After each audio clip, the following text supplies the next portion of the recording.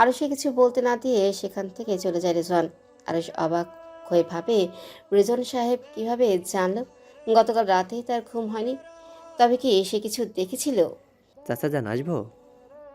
আনোয়ার মোড়ল রাতের খাবারের পরে আয়োজন করে নিজের ঘরে বসে পান খাচ্ছিল আর আরশি বেগমের সাথে সাংসারিক আলাপ করছিল। রেজওয়ানের ডাক শুনে উঠে বসে সে তাড়াতাড়ি করে। আরশি বেগম ঘোমটা টেনে তার পাশে। এসো বাবা, রেজওয়ান ধীর পায়ে ঘরে ঢুকে দাঁড়িয়ে থাকে। আমার পাশে এসে বসো বাবা। রেজওয়ান কিছুটা ইতস্তত করে আনোয়ার মোড়লের পাশে যেয়ে বসে। তার মুখ ভারী হয়ে আছে।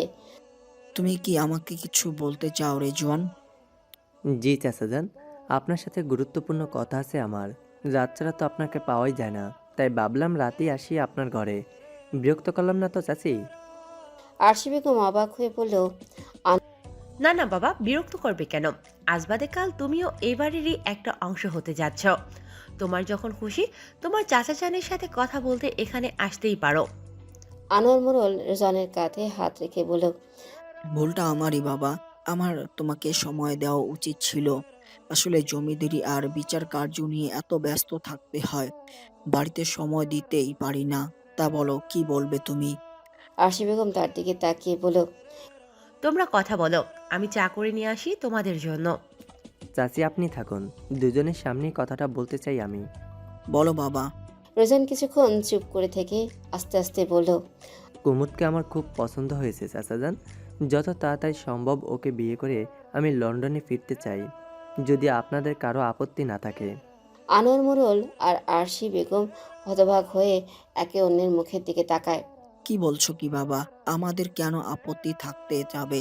আরশি বেগম খুশিতে ডগমগ হয়ে বলল, এটা তো খুবই আনন্দের সংবাদ। এই বাড়ির প্রথম মেয়ের বিয়ে হবে।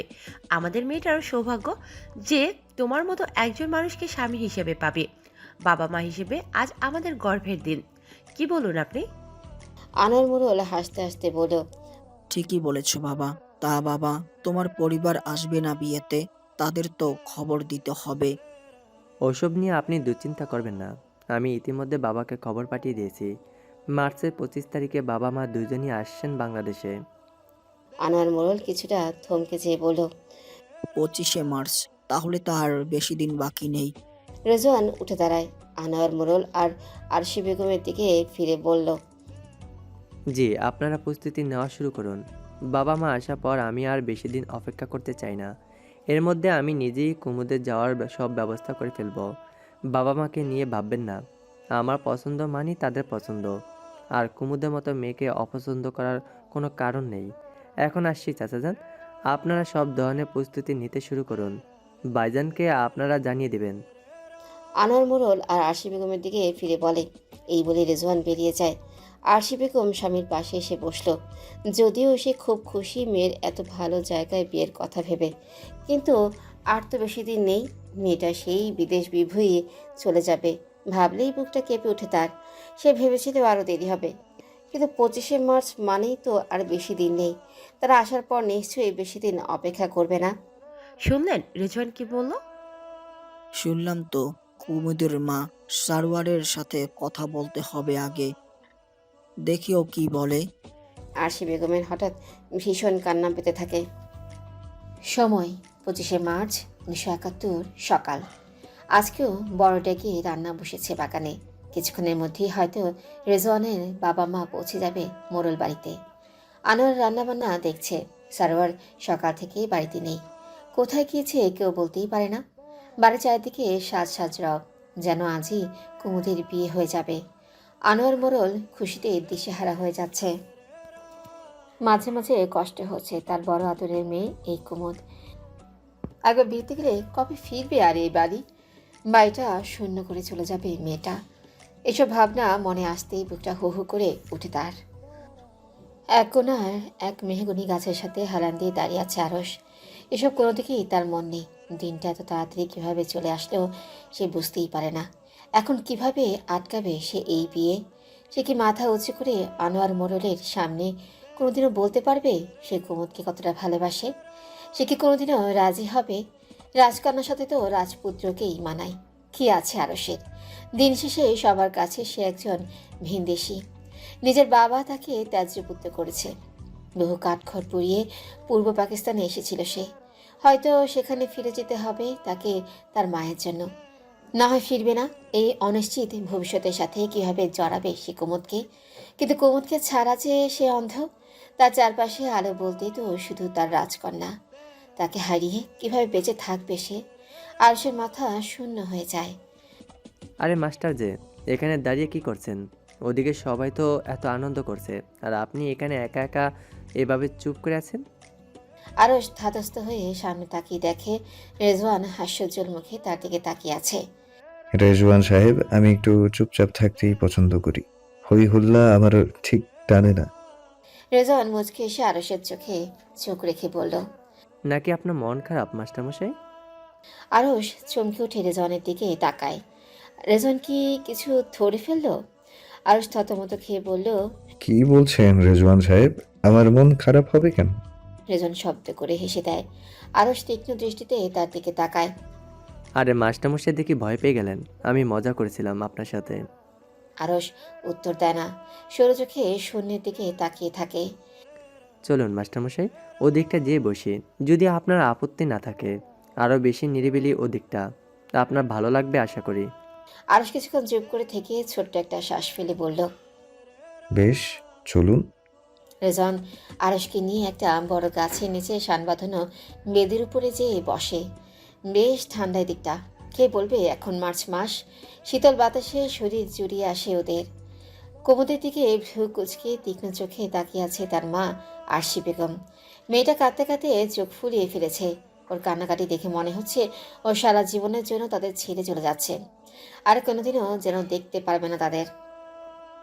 কুমুদ, দয়া করে কান্না থামাবি তুই? আমি বুঝতে পারছি না এত কান্নার কি হয়েছে।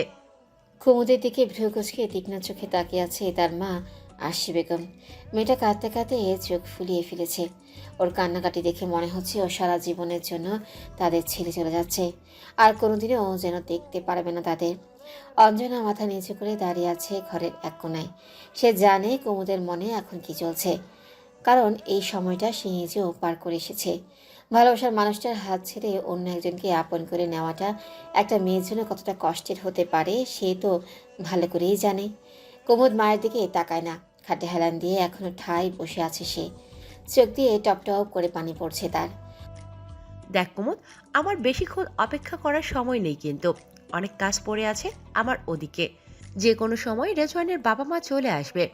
এখনো কোনো গোছগাছ হয়নি আমার।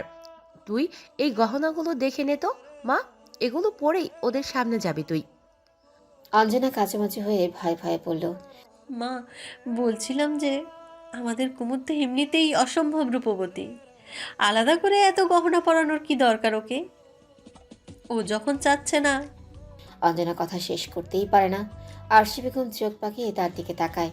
অঞ্জনা ভয়ে কিছুটা মিইয়ে যায়। আগুনে ঘৃণা ঢেলে ওকে এগুলো পরানোর ব্যবস্থা করো। আমি ওদিকটায় যাচ্ছি, এসে যেন দেখি ওকে সব গহনা পরানো হয়ে গিয়েছে। একদম পরিপাটি করে গুছিয়ে দাও ওকে। আরশি বেগম গহনাগুলো বিছানার উপর ছুঁড়ে ফেলে দিয়ে হনহন করে হেঁটে ঘর থেকে বেরিয়ে যায়। অঞ্জনা ধীর পায়ে এসে কুমুদের পাশে বসে। কুমুদের হাতের উপর হাত রাখতেই কুমুদ অঞ্জনাকে শক্ত করে জড়িয়ে ধরে হাউমাউ করে কেঁদে ওঠে। ভাবি, আমি পারবো না, তুমি বিশ্বাস করো। মাস্টার মশাইকে ছাড়া আর কাউকে জীবনসঙ্গী হিসেবে কল্পনা করাও আমার পক্ষে সম্ভব নয়। আমার বা ওনার কারোর সাহস হবে না বাবা বা ভাইয়াকে কিছু বলার। আত্মহত্যা করা ছাড়া আমার কাছে আর কোনো পথ খোলা নেই ভাবি। অঞ্জনা আঁতকে উঠে কুমুদকে সোজা করে তার দিকে তাকিয়ে বলে। এসব কি বলছো তুমি কুমুদ? মাথা ঠিক আছে তোমার? কুমুদ ফোপাতে ফোপাতে বলল। সারা জীবন জীবন্ত লাশ হয়ে বেঁচে থাকার চেয়ে একবারে মরে যাওয়াটাই কি ভালো না ভাবি? ওনাকে ছাড়া আমার এই জীবনটা বেঁচে থেকেও মরে যাওয়ার মতো। নিজের দিকে তাকিয়ে দেখো ভাবি, তুমিও নিজের ভালোবাসা ছেড়ে আরেকজনের হাত ধরেছ, আপ্রাণ চেষ্টা করে যাচ্ছ ভাইজানকে, এই সংসারটাকে আপন করে নিতে, সব ভুলে। তুমি কি পেয়েছো? তোমার ভেতরের যন্ত্রণা আমি উপলব্ধি করতে পারি ভাবি। ভাইজান যখনই আমার সাথে খারাপ ব্যবহার করে, একটাবারের জন্যও কি তোমার মনে হয় না যে আজ যদি তুমি তোমার ভালোবাসার মানুষটাকে পেতে, তাহলে সে হয়তো তোমার সাথে এমন করতো না? অবশ্যই এটা মনে হয় ভাবি, এটাই স্বাভাবিক। আমি কিভাবে জীবনটা এভাবে কষ্টে কাটিয়ে দিব? কুমুদের কথা শুনে পাথরের মতো বসে থাকে অঞ্জনা। কুমুদ একটা কথাও ভুল বলেনি। ভাবি তাহলে বলো আমি কিভাবে সহ্য করব ভালোবাসা হারানোর কষ্ট? অঞ্জনা কাঁপা কাঁপা গলায় বলল, উনি তো বলেছেন উনি ঠিক একটা ব্যবস্থা করবেন। বিয়ে তো হয়ে যায়নি কুমুদ, ওনার উপরে একটু বিশ্বাস রাখো। তোমাকে উনি কথা যখন দিয়েছেন ওই নিস্তব্ধ পুরী থেকে তোমাকে উদ্ধার করবেন, উনি ঠিক ওনার কথা রাখবেন। এতদিনে এতটুকু বুঝতে পারোনি ওনাকে? কুমুদ অসহ্য হয়ে কিছু বলতে যাবে তার আগে এই কুন্দনের গলা শুনে কেঁপে উঠে দুইজন। কুন্দন সরু চোখে অঞ্জনা দিকে তাকিয়ে বলল, কার কথা বলছো ভাবি? কে আপাকে উদ্ধার করবে? কি কথা দিয়েছে আপাকে? কুমুদ আর অঞ্জনা দুইজন পরস্পরের দিকে তাকায়। কুন্দন কখন এসে দরজায় দাঁড়িয়েছে টেরই পায়নি ওরা। তবে কি ও কিছু শুনে ফেললো? জানেন মাস্টারমশাই, লন্ডনে এক বিলেতি কন্যার প্রেমে পড়ে মাখামাখি হয়ে গিয়েছিলাম এককালে। আরশ চমকে উঠে রেজওয়ানের দিকে তাকায়। তা জানা মতে অনেক আগে থেকেই রেজওয়ান জানতো কুমুদের সাথে তার বিয়ে ঠিক। অবশ্য কুমুদও তো জানতো, তবু সে সম্পর্কে জড়িয়েছে তার সাথে। এখন তিনি কোথায়? রেজওয়ান মুচকে এসে বলল, অন্য ধর্মে ছিল বলে বাবা কোনোদিন মানবেন না। আমি বাবাকে কষ্ট দিতে চাইনি, ছেড়ে দিয়েছিলাম ভালোবাসার মানুষটার হাত। ওর বিয়ের আগের দিন আমাকে ডেকেছিল। আমরা প্রথম দিন দেখা করেছিলাম যেখানে সেখানে। আমার হাত ধরে চিৎকার করে কান্না করেছিল সে। সে শুধু আমাকেই চায়। আমি সেদিন ওকে কাছে টেনে নিতে পারিনি, যদিও আমি দেশি সংস্কৃতিতে বড় হইনি। এই ধর্ম জাতপাত এগুলো আমার কাছে কিছুই না, কিন্তু আমার পরিবারটা আমার কাছে অনেক গুরুত্বপূর্ণ। ভেবেছিলাম সব ঠিক করে ফেলবো, মানিয়ে নিতে পারবো বাড়িতে। কিন্তু বাবা অনেক জেদি।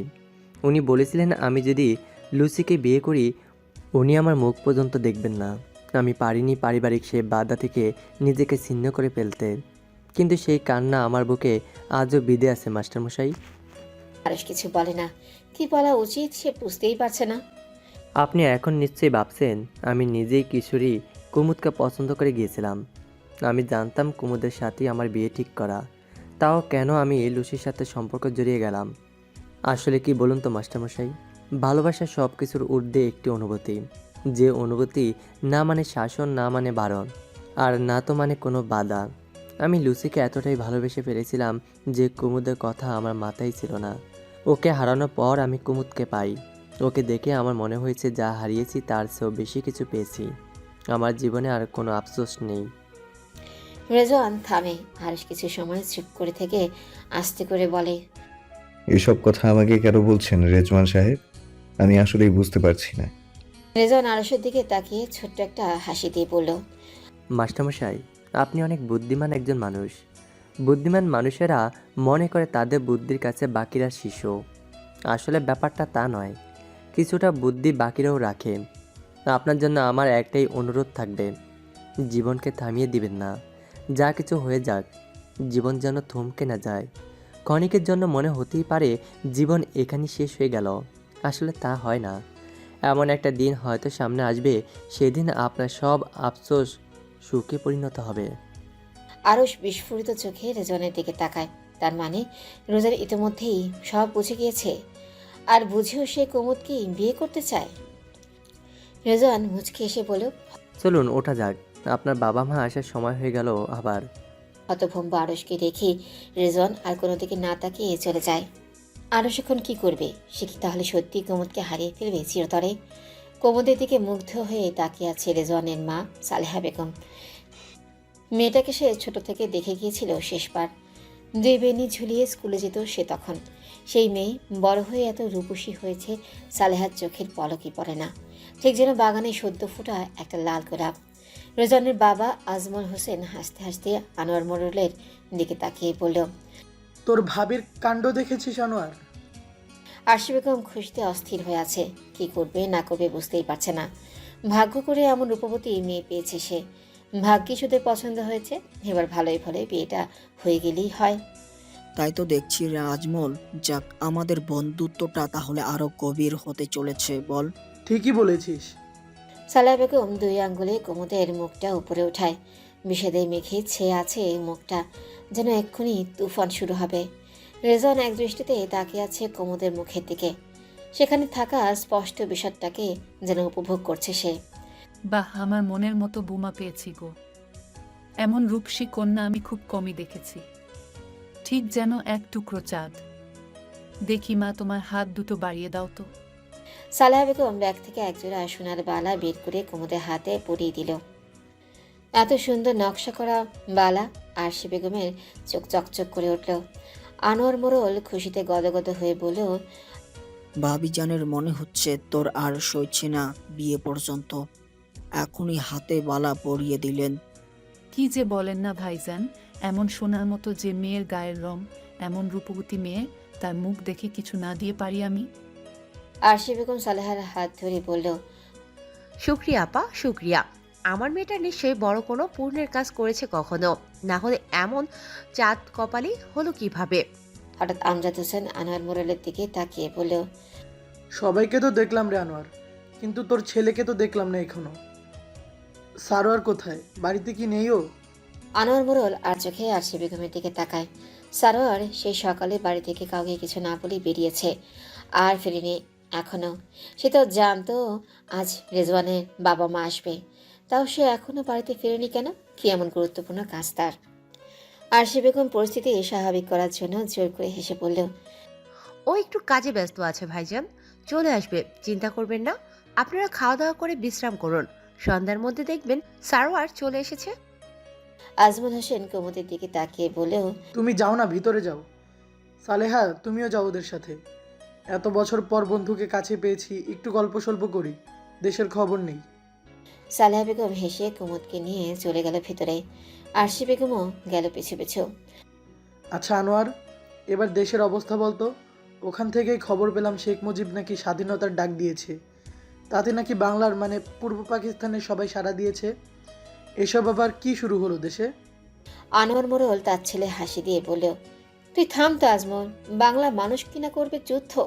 কি আছে এদের? শুধু দেশপ্রেম থাকলেই হয় না, শক্তি থাকা প্রয়োজন।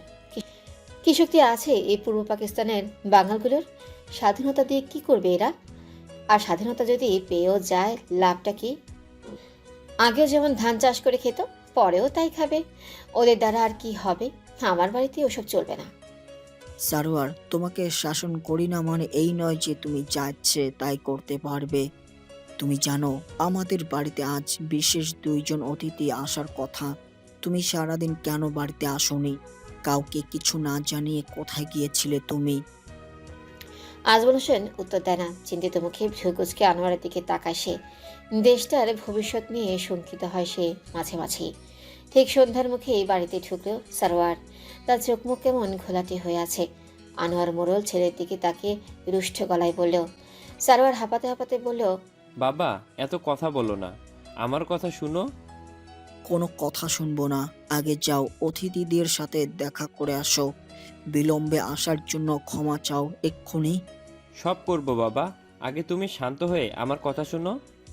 সারোয়ার চারদিকে তাকিয়ে চাপা গলায় বলল, আজ রাতে কিছু একটা ঘটতে যাচ্ছে বাবা, এমন কিছু যা আমরা ভাবতেও পারছি না। আনোয়ার মোড়ল কিছুটা অবাক হয়ে বলল, কি ঘটতে যাচ্ছে? কি বলছো এসব? সারোয়ার গলার স্বর আরো নামিয়ে বলল, বাবা, আজ আমি সকালে মেজর শরাফত আকবরের সাথে দেখা করতে গিয়েছিলাম। আজ সারাদিন আমি ক্যান্টনমেন্টেই ছিলাম। কি হয়েছে সেখানে? বলতে পারবো না বাবা, তবে মেজর সাহেব অনেক অস্থির ছিলেন আজ সারাদিন। বারবার ওনার টেলিফোন আসছিল। ওনার উপর মহল থেকে কোনো একটা নির্দেশনা এসেছে। ওনার চোখ মুখ চকচক করছিল খুশিতে। বারবার কাকে যেন ফোন করে কমান্ড করছিল, স্টপ দেন এডিয়েট। তুমি কি ধারণা করছো কি ঘটতে পারে? বুঝতে পারছি না বাবা, তবে আজকের রাতটা অনেক ভয়াবহ হতে যাচ্ছে বুঝতে পারছি। ওরা অনেক বড়সড় কোনো একটা পরিকল্পনা করছে। আমি অনেকবার জানার চেষ্টা করেছি, উনি একবারও আমাকে কিছু বলেননি। আসলে আজ সারাদিন উনি আমার সাথে তেমন কোনো কথাই বলেননি। ওনারা কি কোনো ক্ষতি করতে চান বাংলার মানুষের? শেখ মুজিবের ভাষণের পর থেকেই পরিবেশ থমথমে হয়ে আছে বাবা, কিছুই বোঝা যাচ্ছে না কি হবে। আনোয়ার মোড়ল জোয়ার শক্ত করে বলল, যাই হয়ে যাক, আমরা আমাদের নীতি থেকে সরে আসব না। আমরা পশ্চিম পাকিস্তানকে সমর্থন করব। সারোয়ার উত্তর দেয় না। তার অস্থির লাগছে। বারবার ঘরময় পায়চারি করছে সে। মেজর সাহেব তার উপর রেগে আছে এখনো। সেদিন মাস্টার মশাইয়ের ঘটনায় তাকে দোষী সাব্যস্ত করেছে মেজর। আর যদি তাদের বাড়ির উপর কোনো আঘাত আসে কি করবে সে? বুক কাঁপতে থাকে সারোয়ারের। কিছু একটা খারাপ তো হবেই আজ রাতে। ঠিক রাত 2টার দিকে হঠাৎ ঘুম ভেঙে যায় কুমুদের।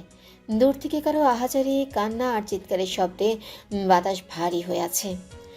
কুমুদ ধরফর করে বিছানা ছেড়ে উঠে বসে। এত রাতে কোথা থেকে এমন চিৎকার আসছে?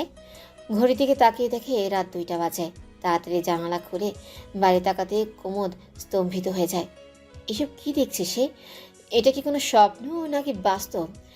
যত দূরে চোখ যায় দাউ দাউ করে আগুন জ্বলছে। প্রত্যেকটা ঘর যেন পড়ছে। নারী পুরুষ শিশু সবার চিৎকার শোনা যাচ্ছে। নারকীয় পরিবেশ যেন চারিদিকে। হতভম্ব হয়ে যায় কুমুদ। এসব কি হচ্ছে গ্রামে? ততক্ষণে কুন্দন এসে দাঁড়িয়েছে তার পাশে। তার চোখও বিস্ফোরিত। আপা কি হচ্ছে এসব? সব বাড়িঘর এভাবে পড়ছে কেন? কারা পড়েছে এসব? এক্ষুনি বাবা আর ভাইজানকে ডাকতে হবে। ওনাদের জমিদারিতে কার এমন সাহস হবে গ্রামের লোকেদের বাড়িতে আগুন দেওয়ার? মাস্টার মশাইকে খবর দিতে হবে। কুন্দন হঠাৎ কুমুদের হাত চেপে ধরে বলল, মাস্টারমশাইকে এর মধ্যে কেন জড়াচ্ছিস? এই গ্রামের জমিদার আর মাতব্বর বাবা আর ভাইজান, ওনারা জানলে কি যথেষ্ট না? এর মধ্যে মাস্টারমশাই যে কি করবেন? ওনাকে কোনো ঝামেলা ফেলানোর কি দরকার? কুমুদ অবাক হয়ে কুন্দনের দিকে তাকায়। তুই কি পাগল হয়ে গিয়েছিস কুন্দন? কি বলছিস তুই? গ্রামের লোকেদের এমন অবস্থা নিশ্চয়ই নিজেদের মধ্যে দঙ্গল বাঁধিয়েছে। উনি সাংবাদিক মানুষ, উনি যাবেন না? কুন্দন শীতল চোখে তাকিয়ে থাকে কুমুদের দিকে। কুমুদ হন হন করে বেরিয়ে যায় ঘর ছেড়ে। বারান্দায় আসতে সেখানে চিন্তিত মুখে বাবা আর ভাইজানকে দেখে থমকে যায় কুমুদ। তারা সবকিছু জানতে পেরেছে, জেনেও এখানে এভাবে দাঁড়িয়ে আছে কেন?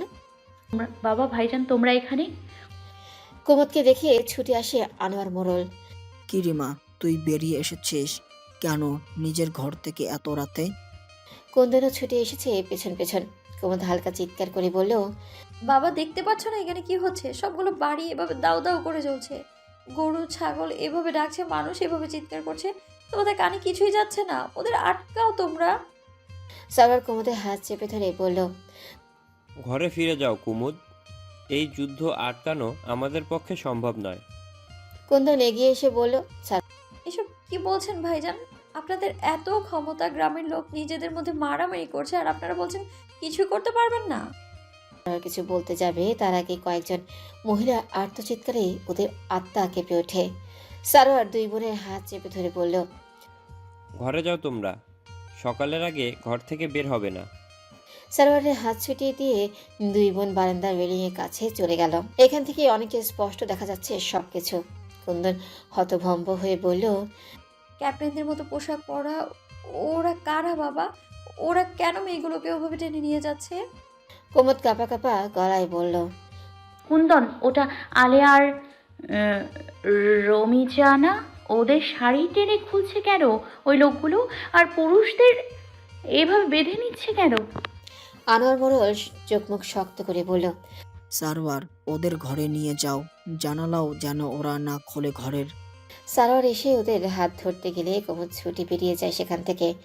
সারোয়ার ভ্রুকুচকে তাকায় তার দিকে। কুমুদ সিঁড়ির দিকে কেন যাচ্ছে? মাস্টার মশাই দরজা খুলুন, এক্ষুনি দরজা খুলুন। কুমুদ জোরে জোরে দরজা ধাক্কাতে থাকে আর চিৎকার করতে থাকে। আরও যেন দরজার পাশেই ছিল। দরজা খুলে দিতেই কুমুদ হুড়মুড় করে ঘরে ঢুকতেই দেখে আরও আগে থেকেই জেগে বসে আছে, যেন তৈরি হয়ে আছে আগে থেকেই কোথাও বের হবে। তুমি এত রাতে এখানে এসেছো কেন কুমুদ? ঘরে যাও বলছি। ঘর থেকে বের হবে না একদম, কোনোভাবেই না। আপনি এখন কোথায় যাচ্ছেন? আমাকে এক্ষুনি বেরোতে হবে কুমুদ। দেশের অবস্থা ভালো না, খুব খারাপ কিছু হতে যাচ্ছে রাতে। কুমুদ স্তম্ভিত হয়ে পড়ল। এসব কি বলছেন আপনি? দেশের অবস্থা ভালো না মানে? হঠাৎ মোড়ল বাড়ির দিকে চিৎকার শুনে ওরা চিলেকোঠায় এসে দাঁড়ায়। এক ঝাঁক পাকিস্তানি বাহিনী এদিকে আসছে ছুটে। তাদের বুটের শব্দে যেন কাঁপছে মাটি। আরশ কুমুদের দিকে তাকিয়ে স্মিত হেসে বলল, আমার সময় হয়েছে কুমুদ, আমাকে বিদায় দাও। কুমুদ স্তম্ভিত হয়ে দাঁড়িয়ে আছে। আরশ একটা কালো মাফলার দিয়ে পুরো মাথা পেঁচিয়ে নেয়। সাদা ধবধবে পাঞ্জাবির উপর পরে নেয় কালো একটা উলের চাদর। হাতে বড় একটা টর্চ, সাথে আরো কিছু ধাতব জিনিস পাঞ্জাবির পকেটে ঢুকিয়ে নেয়। আমাদের দয়া করে বলুন মাস্টার মশাই, এসব কি হচ্ছে? আপনি আপনি কোথায় যাচ্ছেন? কুমুদ, কুমুদ, এখন এত কথা বলার সময় নেই। যদি বেঁচে থাকি আবার দেখা হবে আমাদের। সাথে সাথে আর্তনাদ করে ওঠে কুমুদ। সবকিছু তার দুঃস্বপ্ন মনে হচ্ছে। চিৎকার করে কাঁদতে ইচ্ছে করছে তার। আমি আপনাকে কোথাও যেতে দিব না মাস্টার মশাই। আমার খুব ভয় করছে। ওরা সব বাড়ি ঘর পুড়িয়ে দিচ্ছে, মেয়েগুলোকে বিবস্ত্র করছে, কেউ বাধা দিতে আসলেই তাকে মারছে। এর মধ্যে আপনাকে আমি কোথাও যেতে দিব না। আরশ কিছুটা শান্ত হয়ে কুমুদের দিকে তাকায়। বাইরের আগুনের শিখায় কুমুদকে যেন মোনালিসার মতো রহস্যময় লাগছে। কুমুদের অন্তর্ভেদী চোখ জোড়ার মাঝে যেন এক স্বাধীন বাংলা দেখতে পাচ্ছে আরশ। কুমুদের অনেকটা কাছে যেয়ে দাঁড়ায় সে। হঠাৎ কুমুদের কপালে আলতো করে ঠোঁট ছোঁয়ায় আরশ। কুমুদ ঈষৎ কেঁপে ওঠে। তার চোখ দিয়ে অনবরত পানি পড়ছে। কেঁদো না আমার কুমুদবতী। আমি যেখানেই থাকি ওই কান্না ভেজা চোখ জোড়া আমাকে অশান্তিতে রাখবে অহর্নিশ। যাওয়ার আগে হাসি মুখে বিদায় দাও আমাকে। আমাকে এই অবস্থায় রেখে কোথায় চলে যাচ্ছেন আপনি? আরশ খুব সাবধানে কুমুদের কোমল হাত দুটো চেপে ধরে। সেই হাত বরফের মতো ঠান্ডা। আমি সব সময় তোমার পাশে আছি কুমুদ। তোমাকে আমার কাছ থেকে কেউ ছিনিয়ে নিতে পারবে না। আমি তোমাকে কথা দিলাম, কিন্তু আজ আমাকে যেতেই হবে। তোমার পাশে তোমার বাবা ভাইজান আছেন, কিন্তু অনেক অসহায় মেয়েদের পাশে আজ কেউ নেই। আমাকে নিজের জীবন দিয়ে হলেও তাদের পাশে দাঁড়াতে হবে। তাছাড়া আমি এখানে থাকলে তোমরা এই বিপদে পড়ে যাবে। মেজর শরাফত আকবর আমার উপর ক্ষিপ্ত হয়ে আছেন। এই বাড়িতে যদি উনি বাহিনী পাঠায়, একমাত্র আমার জন্যই পাঠাবে। আমি নিজের জন্য তোমাদের বিপদ ডেকে আনতে পারবো না। কুমুদ কোনো কথাই বলতে পারে না। আরশের হাত দুটো শক্ত করে চেপে ধরে রাখে। কোনোভাবেই তার মন সায় দিচ্ছে না তাকে বিদায় দিতে। তার মন বলছে আরশ এখন চলে গেলে আর কোনোদিনও তাদের দেখাই হবে না। হঠাৎ বাইরেই শোরগোল বেড়ে যায়। মশাল পোড়ানোর শব্দ আর বারুদের গন্ধে বাতাস ভারী হয়ে উঠেছে। বাইরে যেন শত শত মানুষের আহাজারি। কুমুদ ভয়ে আরশকে জাপটে ধরে। দরজা খোলো আভি, দরজা খোলো। ভয়াবহভাবে চমকে উঠে দরজার দিকে তাকায় আরশ আর কুমুদ। তার মানে ওরা বাড়ির ভেতরে ঢুকে গিয়েছে। আরশ বুঝতে পারে ওদের একমাত্র লক্ষ্য এখন সে। মেজর শরাফত আকবরের নির্দেশ সম্ভবত এটা। কুমুদ, আমাকে ছেড়ে দাও। তুমি সাবধানে থেকো। কপালে থাকলে আবার দেখা হবে আমাদের। না মাস্টার মশাই, না। কুমুদের হাত জোর করে ছাড়িয়ে নিয়ে আরো জানলার কাছে যায়।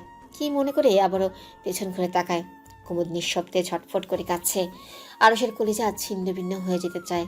ইচ্ছে করে সোজা যেয়ে কুমুদকে বুকের সাথে জাপটে ধরতে। অনেক কষ্টে নিজেকে সামলায় সে। একটা ছোট্ট শ্বাস ফেলে বলল, নিজের খেয়াল রেখো আমার কুমুদবতী। এরপর জানালার শিকগুলো ফেলে দিয়ে লাফ দেয় সে বাইরে। শিকগুলো আগে থেকেই উপরে রেখেছিল সে। আরশ চলে যেতেই হাউ মাউ করে কান্নায় লুটিয়ে পড়ে সে। বাইরের দরজায় বুট পরা পায়ের নাথির আওয়াজ। কুমুদের কোনো দিকেই মন নেই। দেখুন স্যার, আমার কথা শুনুন। এখানে আমাদের মাস্টার মশাই ছাড়া আর কেউ থাকে না। মাস্টার মশাই এদেশি নয়, হায়দ্রাবাদ থেকে এসছে। ইয়েস, দরজা খোলনে কে রে কহ। আনোয়ার মোড়ল হাত জোর করে ক্যাপ্টেনকে বলল, তাকে ছেড়ে দিন সাহেব। সে এই দেশি নয়, আমাদের বাড়ি থেকে আমার মেয়েগুলোকে পড়ায়। দয়া করে তাকে ছেড়ে দিন। সারোয়ার এতক্ষণ ভ্রু কুচকে তাকিয়েছিল বদ্ধ দরজার দিকে। সে তো জানে ক্যাপ্টেন কেন বা কার নির্দেশে এখানে এসে মাস্টারের খোঁজ করছে, কিন্তু তার বাবা তো জানে না। কিন্তু কুমুদ কোথায়? সে কি মাস্টারের ঘরে এলো এদিকে দৌড় দিয়ে? যদি তাই হয়, ওরা দুজন এখন এই ঘরে আছে। যদি ক্যাপ্টেন দরজা খুলে তার বোনকে দেখে ফেলে? সারোয়ার তড়িঘড়ি করে বলল, ক্যাপ্টেন সাহেব, আমার কথা শুনুন। আপনি নিচে চলুন আমার সাথে, বৈঠকখানায় বসুন, বিশ্রাম নিন। আমি মাস্টার মশাইকে নিয়ে আসছি। আনোয়ার অবাক হয়ে ছেলের দিকে তাকায়। ও এসব কি বলছে? মাস্টারকে ওদের কাছে তুলে দিতে চায় ও? ক্যাপ্টেন যেন কোনো কথাই শুনতে পারছে না। রাগী লাল চোখে একবার সারোয়ারের দিকে তাকাতেই সারোয়ার কিছুটা মিইয়ে যায়। সাথে থাকা এক সৈন্যকে নির্দেশ দেয়। ইয়ে, দরজা তোড় দো। আনোয়ার কাঁপতে কাঁপতে ক্যাপ্টেনের দিকে তাকিয়ে অনুরোধ করে। সাহেব, আমার কথাটা শুনুন। দুজন সৈন্য সাথে সাথে দরজায় ভারী বন্দুক দিয়ে আঘাত করতে থাকে। প্রতিটা আঘাতে যেন কেঁপে উঠছে মোড়ল বাড়ি।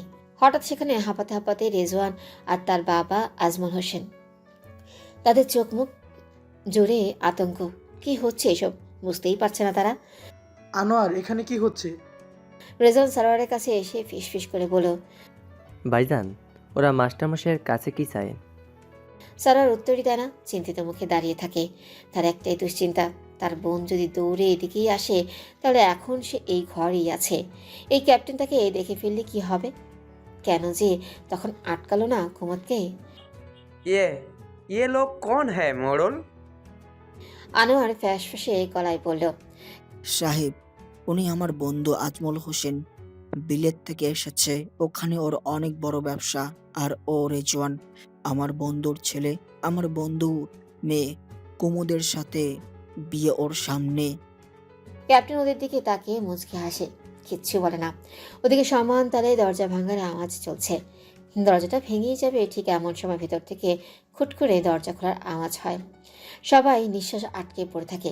এক্ষুনি বুঝি মাস্টার মশাই বের হবে আর তাকে তুলে নিয়ে যাবে এই পাকিস্তানি বাহিনী।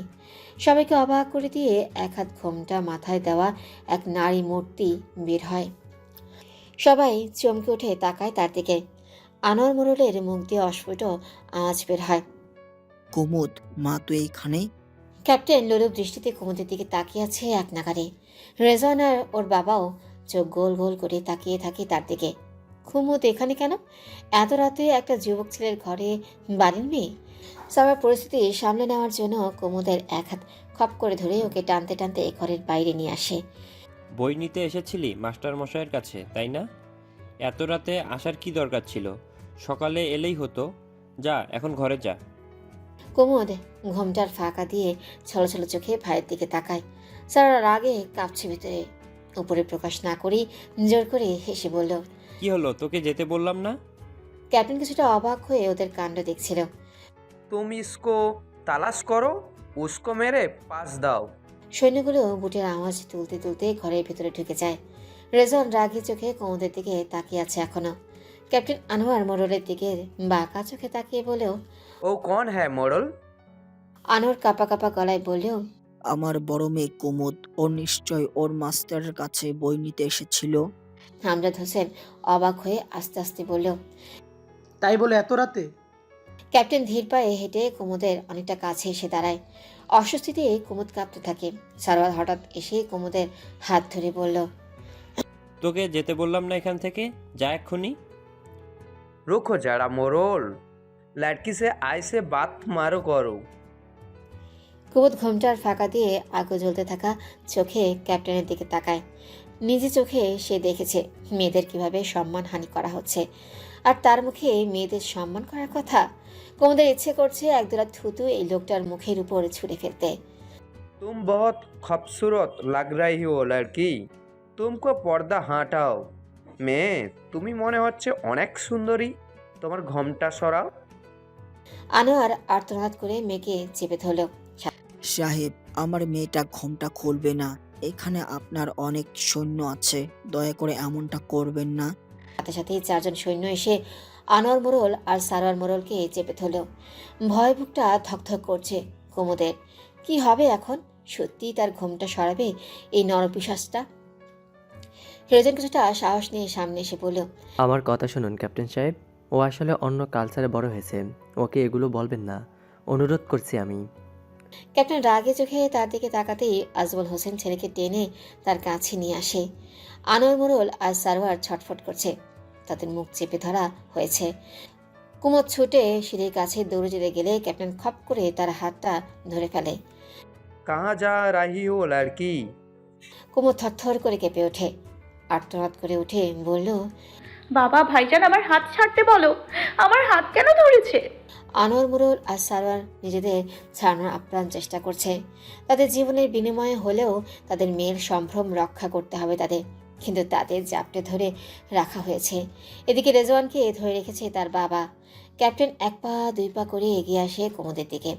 কুমুদ চোখ বন্ধ করে ফেলে, হাত পা অবশ হয়ে আসছে তার, চোখ দিয়ে ক্রমাগত পানি পড়ছে। তাদের দাঁত চেপে মনে মনে বলল। মাস্টার মশাই, আপনি কোথায়? আপনার কুমুদবতীর সম্ভ্রম নষ্ট করতে চাচ্ছে ওরা। ক্যাপ্টেন কুমুদের ঘোমটার খুব কাছাকাছি চলে এসেছে, এক্ষুনি খুলে ফেলবে। ঠিক এমন সময় ভেতরের সেনাগুলো হন্তদন্ত হয়ে ঘর থেকে বের হয়। থমকে যায় ক্যাপ্টেন। বিস্ফোরিত চোখে তাকায় সে সেনাদের দিকে। ঘোমটার ভেতর থেকে ক্রূর হাসে কুমুদ। कहाँ जा रही हो लड़की? আনোয়ার মোড়ল কিছুটা স্বস্তি নিঃশ্বাস ফেলে। সারোয়ার ভ্রু কুঞ্চিত করে, নেই মানে? কোথায় গেল মাস্টার? ক্যাপ্টেন সেনাদের ধাক্কা দিয়ে নিজেই ঢুকে যায় ঘরে। সবাই কৌতূহলী চোখে কুমুদের দিকে তাকায়, কিন্তু কুমুদ নির্লিপ্ত চোখে শূন্যের দিকে তাকিয়ে থাকে। মিনিট দুয়েক পর হনহন করে ঘর থেকে ক্যাপ্টেন তার সেনাবাহিনী সহ বের হয়। কুমুদের একদম কাছে এসে তার মুখোমুখি হয়ে ক্যাপ্টেন বলল। मास्टर कहाँ है? কুমুদ চুপ করে দাঁড়িয়ে থাকে তখনও। এবার ক্যাপ্টেন নিজের স্বর আরো অনেকটা উঠিয়ে চিৎকার করে বলল। मास्टर क्या गाई है लड़की? जवाब दो। কুমুদ কেঁপে ওঠে ক্যাপ্টেনের ধমকে। আনোয়ার মোড়ল এসে মেয়েকে জাপটে ধরে। ক্যাপ্টেনের দিকে তাকিয়ে বলেও, ও জানে না সাহেব, ও তো ঘরেই ঘুমিয়েছিল। ও কিভাবে জানবে মাস্টার কোথায়? মনে হয় পালিয়ে গিয়েছে ও। ক্যাপ্টেন এক দৃষ্টিতে অদ্ভুতভাবে কুমুদের দিকে তাকিয়ে আছে। কুমুদ তার বাবার বুকে চুপটি করে মাথা দিয়ে ফোপাচ্ছে এক নাগারে। বেশ কিছুক্ষণ শ্বাসরুদ্ধকর নীরবতার পর ক্যাপ্টেন সেনাদের দিকে তাকিয়ে বলল। चलो यहाँ से निकली। ক্যাপ্টেন লাল চোখে ওদের দিকে তাকায়। এরপর ধীর পায়ে হেঁটে আনোয়ার মোড়লের কাছে এসে বলল। मैं फिर माऊंगा मोड़ल, मुझे मास्टर को चाहिए। ক্যাপ্টেন আবারও ক্রূর চোখে তাকায় কুমুদের দিকে। কুমুদ থরথর করে কাঁপছে বাবাকে জড়িয়ে। ক্যাপ্টেন আর কোনো কথা না বলে হুড়মুড় করে সেনাদের নিয়ে সিঁড়ি বেয়ে নিচে নেমে যায়। ওরা যেতেই কুমুদ হাউমা করে কান্নায় ভেঙে পড়ে। বাবাকে জাপটে ধরে চিৎকার করতে থাকে সে।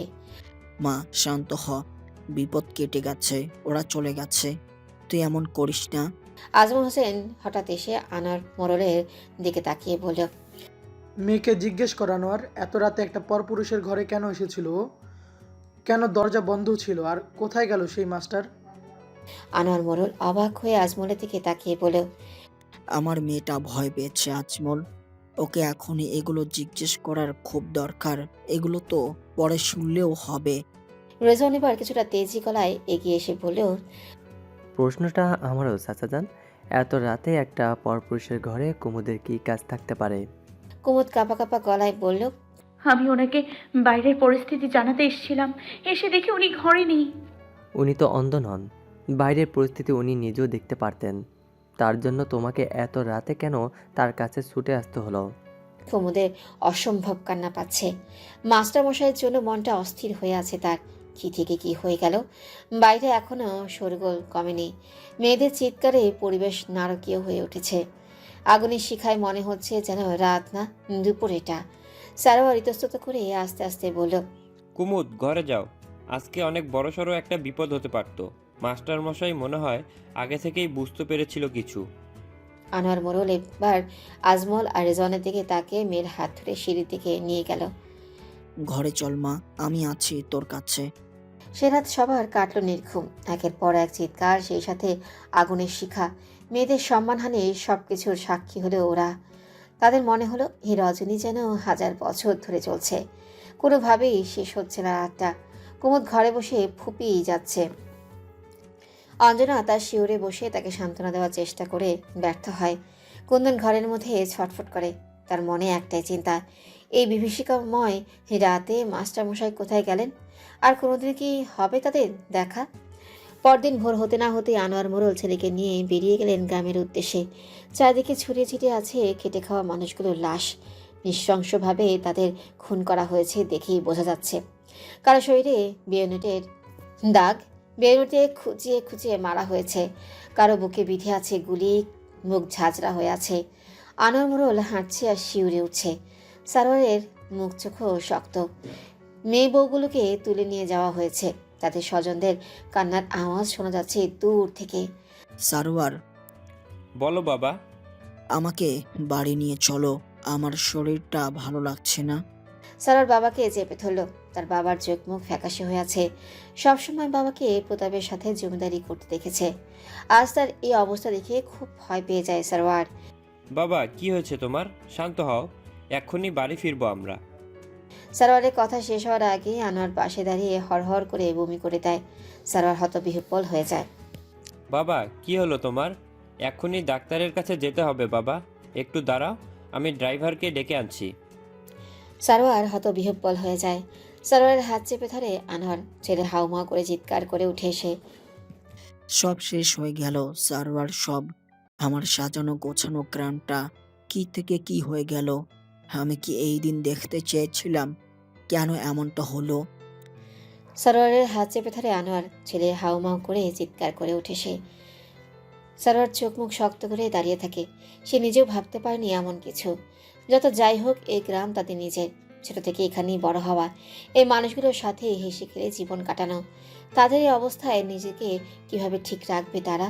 সেই পরিচিত মুখগুলো যারা তাদের দেখে হাসি মুখে মোড়ল সাহেব বলে সালাম দিত, আজ তারাই নিথর হয়ে পড়ে আছে কোনায় কোনায়। ভালো সবজিটা যে চাষি বউগুলো মোড়ল সাহেবদের জন্য তুলে রাখত, আজ তারা নিখোঁজ। বাবা ভাইয়ের সামনে ইজ্জত নষ্ট করেছে মা বোনের, এরপর তাদেরও মেরে ফেলা হয়েছে। কিভাবে সহ্য করবে তারা এসব? বাবাকে গাড়িতে উঠিয়ে সারোয়ার উঠতে যাবে এমন সময় তার ছোটবেলার মাধ্যমিক বিদ্যালয়ের শিক্ষক হারাধন নাথ কাঁদতে কাঁদতে ছুটে এলো তার কাছে। সারোয়ার রে সারোয়ার। সারোয়ার আঁতকে উঠে বলল, এ কি স্যার, আপনি এভাবে কাঁদছেন কেন? কি হয়েছে আমাদের বলুন। আমার সর্বনাশ হয়েছে রে সারোয়ার, সব শেষ হয়ে গেল আমার। আহাজারি শুনে আনোয়ার মোড়ল বেরিয়ে এলো গাড়ি থেকে। মাস্টার, কি হয়েছে তোমার? বলো আমাকে। আমার পোয়াতে মেয়েটার কিছুদিন পরে বাচ্চা হওয়ার কথা।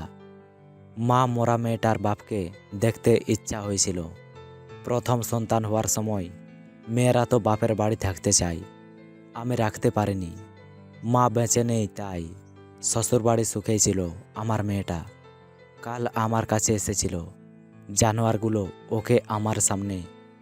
হারাধন কথা শেষ করতেই পারে না, গলা ফাটিয়ে চিৎকার করে ওঠে সে। সারোয়ার কাঁপা কাঁপা গলায় বলল, ও এখন কোথায় স্যার? হাসপাতালে নিয়েছেন? বাঁচাতে পারিনি রে বাবা। আমি মেয়েটাকে বাঁচাতে গেলে আমাকে বেঁধে রেখেছিল। আমি শুধু দূর থেকে দেখেছি, চোখ বন্ধ করতে দেয়নি।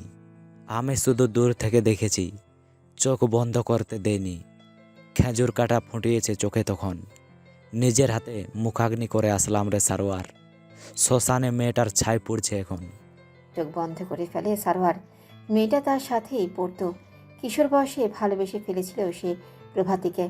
তাকে এক নজর দেখার জন্য রোজ স্যারের বাড়ির পাঁচিল টপকাতো সেই বন্ধুদের সাথে। স্যার তাদের দেখতে পেলে জোর করে বসাতো ঘরে নিয়ে। প্রভাতী তখন লেবু শরবত করে নিয়ে আসতো। কাঁপা কাঁপা হাতে তাকে যখন কাঁসার গ্লাসে করে শরবতটা দিত, আঙুলে আঙুল পড়তো হামেশাই। প্রভাতী তখন কেঁপে উঠত আরও। লজ্জায় লাল হয়ে যাওয়া প্রতিমার মতো মুখটা দেখে হাওয়ায় ভেসে যেত সারোয়ার তখন। দুইজন ভিন্নধর্মী হাওয়ায় তাদের সম্পর্ক পরিণতি পায়নি। 2 গ্রাম পর এক ব্যবসায়ী ছেলের সাথে বিয়ে হয়ে যায় তার কলেজে ওঠার পরপরই। শেষবার দেখা হয়েছিল গত বছর পূজায়। মেয়েটা বাপের বাড়ি বেড়াতে এসেছিল। তার পরনে ছিল লাল পেরে সাদা একটা শাড়ি। সারোয়ারকে দেখে দূর থেকে মিষ্টি করে হেসেছিল সে। সারোয়ার বুঝেছিল প্রভাতী স্বামী সোহাগিনী হয়েছে। সারোয়ারের মনটা আনন্দে ভরে গিয়েছিল সেই হাসি দেখে। কিন্তু কে জানতো সেই দেখাই হবে তাদের শেষ দেখা। বুকের মধ্যে তীব্র ব্যথার ঝড় ওঠে তার। আনোয়ার মোড়ল বুকে জড়িয়ে নেয় হারাধনকে। আসলেই মানুষটার নাম সার্থক। সব কিছু হারিয়ে আজ সে সত্যি হারাধন। বসার ঘরে উদ্বিগ্ন মুখে বসে আছে আজমল হোসেন আর রেজওয়ান। দেশে এসেই কি বিপদে পড়লো এই তাই ভাবছে। আনোয়ার মোড়লকে কম্পিত অবস্থায় আসতে দেখে দুজনেই অবাক হয়। সাবধানে এসো বাবা, আস্তে আস্তে। কি হয়েছে আনোয়ারের? সরারোকে এমন দেখাচ্ছে কেন? বাবা একটু অসুস্থ চাচা যান, একটু বিশ্রাম নিলেই ভালো হয়ে যাবে।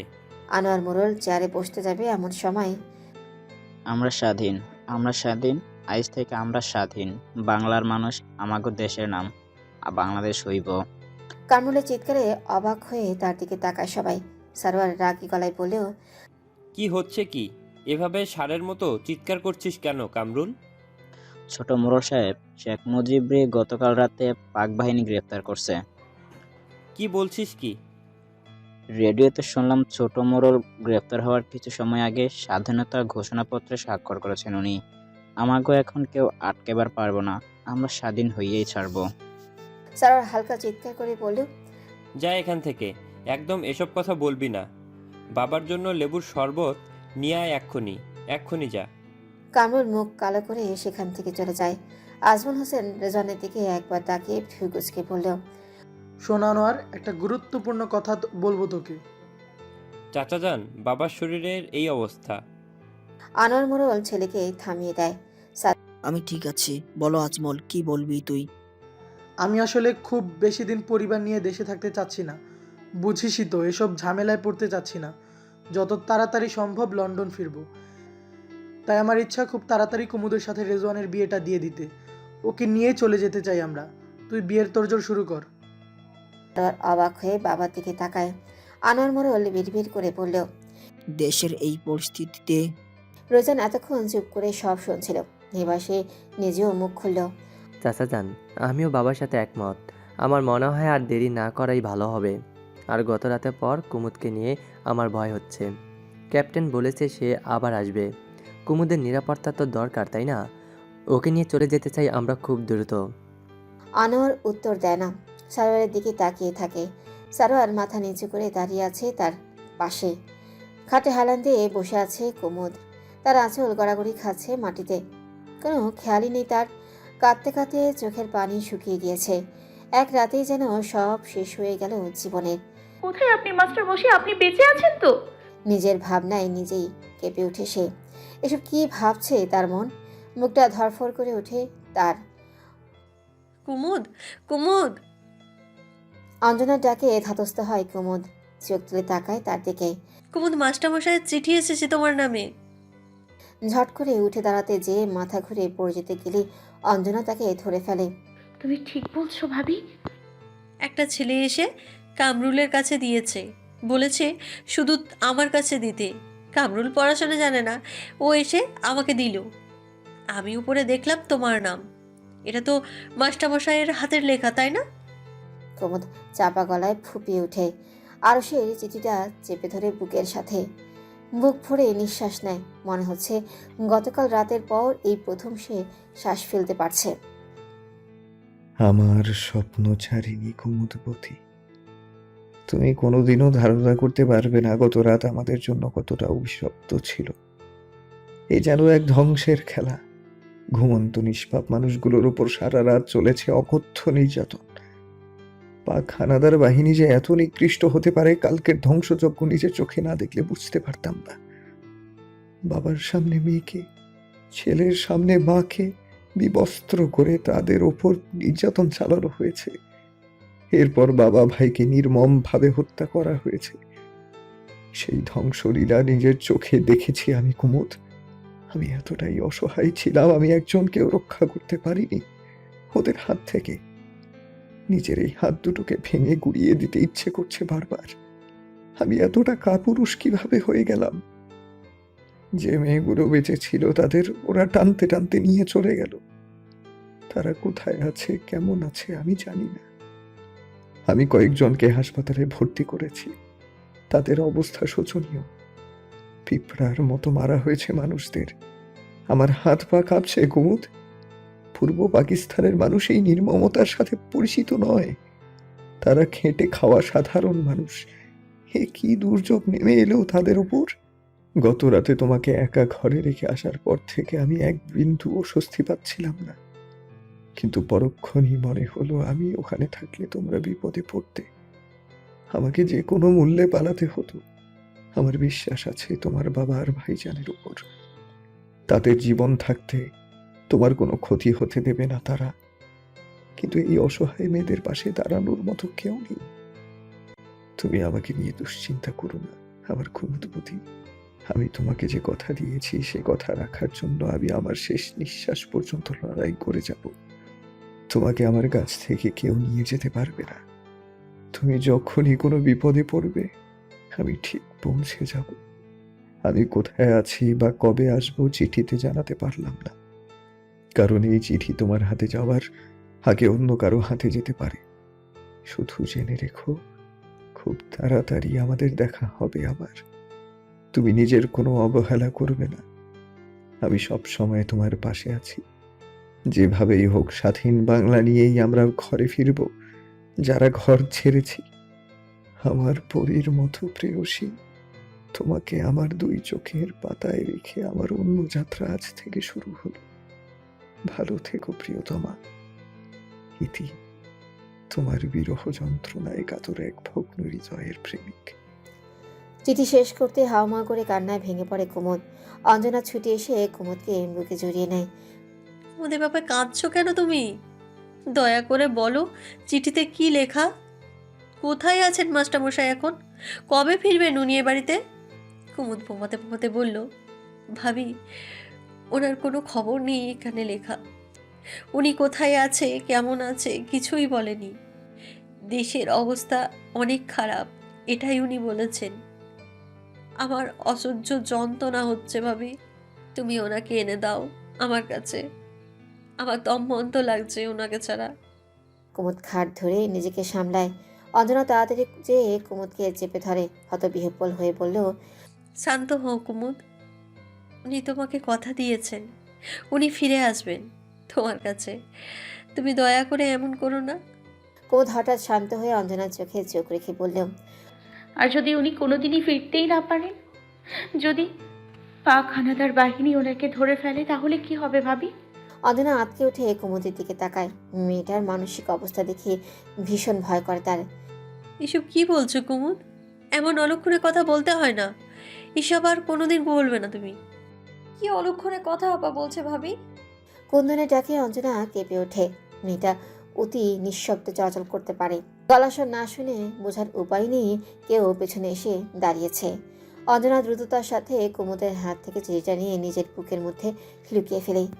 এই চিঠি এখন কারো হাতে পড়া যাবে না। কুমুদ ফ্যাল ফ্যাল করে তাকিয়ে থাকে তার দিকে। অঞ্জনা চোখ দিয়ে ইশারা করে জানায়, কুন্দন চলে গেলেই তাকে চিঠি ফেরত দিয়ে দিবে। কি হলো ভাবি, বললে না যে আপা কি অলক্ষণে কথা বলছে? অঞ্জনা একটু ইতস্তত করে বলল, ও কিছু না কুন্দন, গত রাতে যা হয়েছে ওগুলো নিয়েই ও ভীষণ মন খারাপ করে আছে। কুন্দন তীক্ষ্ণ দৃষ্টিতে কুমুদের দিকে তাকায়। তার চোখে মুখে একটা সন্দেহ। অঞ্জনা পরিস্থিতি স্বাভাবিক করার জন্য হেসে বলল, কুন্দন কিছু বলবে? কুন্দন ভ্রু কুঁচকে অঞ্জনা দিকে তাকিয়ে বলল, আবার কি হয়েছে ভাবি? এত কাঁদছে কেন? চোখ মুখ ফুলে গিয়েছে একদম। ও কিছু না কুন্দন, গত রাতের পর থেকে ভীষণ ভয় পেয়ে আছে। ক্যাপ্টেনের আচরণ ঠিক মেনে নিতে পারেনি ও, এই জন্যই কান্নাকাটি করছে তারপর থেকে। কুন্দনের সন্দেহ দূর হয় না। কুমুদের একদম সামনে এসে ওকে জিজ্ঞাসা করে, একটা প্রশ্ন করবো আপা, ঠিক মতো উত্তর দিবি? কুমুদ ক্লান্ত চোখে কুন্দনের দিকে তাকায়। বোনকে দেখে কিছুটা চমকে ওঠে কুন্দন। মেয়েটাকে এত কান্নার পরেও কি ভীষণ মোহনীয় লাগছে দেখতে। শ্বেত পদ্মের মতো চোখগুলো যেন ভাসছে লাল সাগরে। নাকের ডগায় ঘাম জমেছে বিন্দু বিন্দু।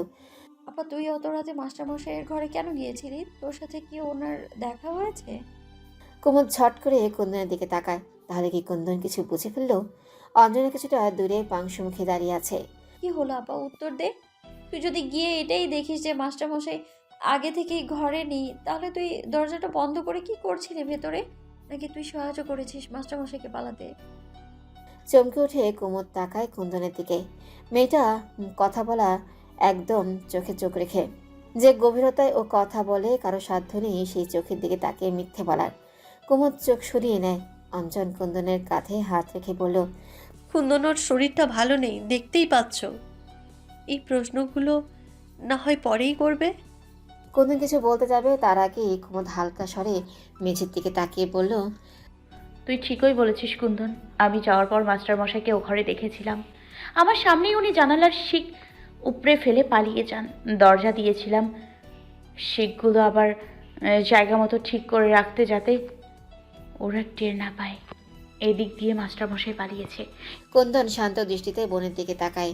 সে আগে থেকে জানতো এমনটাই হয়েছে। আপার মুখ থেকে শুনতে চাচ্ছিল। আপা, তোর জায়গায় আমি থাকলে আমিও একই কাজটা করতাম। জানিস আপা, রেডিওতে শুনেছি শেখ মুজিব নাকি গতকাল রাতে স্বাধীনতার ঘোষণাপত্রে স্বাক্ষর করেছেন।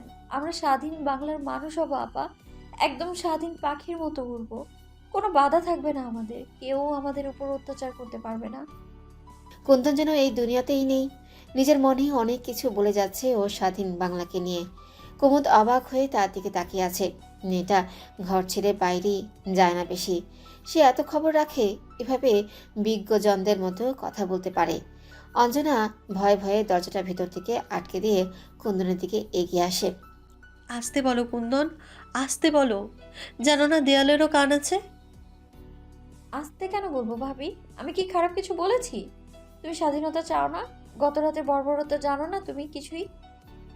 অঞ্জনা একটা দীর্ঘশ্বাস ফেলে বলল, হয়তো চাই মুক্ত বিহঙ্গের মতো উঠতে, কে না চাই। কিন্তু তোমার বাবা আর ভাইজানকে তুমি চিনো না? তারা যে স্বাধীন বাংলার বিরোধী, এবারই যে তাদের কথাতেই চলে। কুন্দন তাতে দাঁত চেপে বিড়বিড় করে কিসব যেন বলে। আচমকা কুন্দন অঞ্জনার দিকে তাকিয়ে লাল চোখে বলে, ভাবি আমি যুদ্ধে যাব জানো? আমি আমাদের বাংলার হয়ে যুদ্ধ করব। ভয়াবহভাবে চমকে ওঠে অঞ্জনা আর কুমুদ তাকায় কুন্দনের দিকে। সেই তুলনায় কুন্দনের মুখ শান্ত। কি বললে তুমি? যুদ্ধ মানে? যুদ্ধ মানে বুঝতে পারছো ভাবি? গৃহযুদ্ধ বাঁধবে একটা, পশ্চিম পাকিস্তান আর পূর্ব পাকিস্তানের মধ্যে। আমরা চাই পূর্ব পাকিস্তান স্বাধীন হয়ে যাক। আমরা নিজেদের অধিকার বুঝে নিতে চাই। আমরা কখনোই ওদের সামনে মাথা নিচু করতে চাই না। আর সময় হয়েছে আমাদের অধিকার বুঝে নেওয়ার। কুন্দন শূন্যের দিকে তাকিয়ে আপন মনেই বলে যায়। কুমুদ অবাক হয়ে অঞ্জনার দিকে তাকায়। এসব কি বলছিস কুন্দন? তুই কিভাবে জানলি যুদ্ধ হবে? হবে আপা, এক রক্তক্ষয়ী যুদ্ধ হবে। ওদের ক্ষমতা বেশি, শক্তি বেশি, কিন্তু আমাদের দেশপ্রেম বেশি। আমরা জয়লাভ করবই। অঞ্জনা কুন্দনের হাত চেপে ধরে বলল, দোহাই লাগে বোন আমার, এসব কথা বাইরে বলো না। তোমার বাবা আর ভাইজান তোমাকে পূর্বের ঘরে বন্দি করে রাখবে। কুন্দন শব্দ করে হাসে। তার হাসিটা দেখে খুব ভয় হয় কুমুদ আর অঞ্জনার। আমি যে কোনো শাস্তির জন্য প্রস্তুত ভাবি, তবে আমি যুদ্ধে যাবই। এই দেশের জন্য আমি আমার দেহ এক বিন্দুর রক্ত থাকা অবস্থাতেও লড়ে যাব। আমি মরলে একজন বীর বাঙালি নারী হয়ে মরতে চাই। কুমুদ স্তম্ভিত হয়ে শুনছে কুন্দনের কথা। ছোট থেকেই কুন্দন ভীষণ জেদি একটা মেয়ে। ও যদি বলে ও কিছু করবে তাহলে ও করেই ছাড়বে। ওকে সত্যি সত্যি যুদ্ধে যাবে তাহলে? ভাবি, ও এসব কি বলছে? ওকে চুপ করতে বলো। মিথ্যা নয় আপা, তুই দেখিস তোর বোন একদিন স্বাধীন বাংলার একজন যোদ্ধা হবেই। তুই মিলিয়ে নিস, এই বাড়ি থেকে আরো একজন যোদ্ধা হবে। এ বাড়ি থেকে? কার কথা বলছিস তুই? কুন্দন কিছু না বলে উঠে দাঁড়ায়। স্মিত একটা হাসি দিয়ে কুমুদের দিকে তাকিয়ে বলল, সময় হলেই দেখতে পারবি। কুন্দন আর কিছু না বলে চলে যায়। হতবিহ্বল হয়ে অঞ্জনা আর কুমুদ দুইজনের দিকে তাকায়। ভাই আরশ, কিছু খেয়ে নাও। গত রাত থেকে তুমি না খেয়ে আছো, এবার তো অসুস্থ হয়ে পড়বে তুমি। আরশ খাতায় অনেক কিছু লিখেই যাচ্ছে, অন্য কোনো দিকে মন নেই তার। আরশ, আমি কি বলছি শুনতে পাচ্ছ না? চোখ মিলে তাকায় আরশ মানুষটার দিকে। একাহারা গরনের ছিপছিপে দেহের মানুষটা। কত বয়স হবে, 40 কি 42? তবুও যেন একটা দীপ্তি খেলা করে চোখে মুখে। সে যে পত্রিকার সম্পাদক, সেই পত্রিকার মালিক মানুষটা। আমার এখন খাওয়ার সময় নেই আক্তার ভাই, আপনি খেয়ে নিন। আমাকে এই নিউজগুলো রাতের মধ্যে প্রেসে জমা দিতে হবে। আগামীকাল আমাদের পত্রিকা জুড়ে গত রাতের পাক হানাদার বাহিনীদের বর্বরতার কথা থাকবে। পূর্ব পাকিস্তানের মানুষদের স্বাধীনতার আহ্বান জানাতে হবে আক্তার ভাই। আমাদের শেখ মুজিবকে ওরা কারাগারে বন্দি করেছে, সবাইকে জানাতে হবে, সবাইকে। আক্তার নির্লিপ্ত চোখে আরশের দিকে তাকিয়ে বলল, না আরশ, এটা তোমাকে আমি করতে দিব না। আরো শতভম্ব হয়ে আক্তারের দিকে তাকিয়ে বলল, আপনি কি ভয় পাচ্ছেন আক্তার ভাই? সম্পাদকতায় যেদিন থেকে আমার পথ চলা শুরু করেছি, তা তো আপনার হাত ধরে। আপনি আমাকে সাহসিকতা শিখিয়েছেন, ভাবে সত্যের মুখোমুখি হতে হয় তার দীক্ষা দিয়েছেন। আমি যেন অন্যায় দেখলে মাথা নিচু করে পালিয়ে না আসি, সেই অনুপ্রেরণা দিয়েছেন। আজ আপনিও ভয় পেয়ে আমাকে পিছিয়ে আসতে বলছেন? সবাইকে জানতে হবে ওরা কতটা হিংস্রতার পরিচয় দিয়েছে গত রাতে। ওরা মানুষ নয় আক্তার ভাই, ওরা পশু। আমি সব জানি আরশ, আমি নিজের বিবেককে বিকিয়ে দিইনি এখনো। তাহলে কেন আমাকে এই নিউজ করা থেকে বাধা দিচ্ছেন? আরশ, তোমাকে আমি কোনো ঝামেলায় ফেলতে চাই না। তুমি সুদূর হায়দ্রাবাদ থেকে এখানে এসেছো, এখানের কাজ মিটিয়ে যত দ্রুত সম্ভব নিজের দেশে ফিরে যাবে। তুমি আমাদের কাছে আমানত। আমি কিভাবে তোমাকে শত্রুর থাবায় পড়তে দিতে পারি? আক্তার একটা ছোট্ট শ্বাস ফেলে বলল। আরশ আক্তারের দিকে তাকায়। তার দৃষ্টিতে মানুষটার জন্য একরাশ সম্মান। দুই হাতে আক্তারের কাঁধ ধরে আরশ বলল,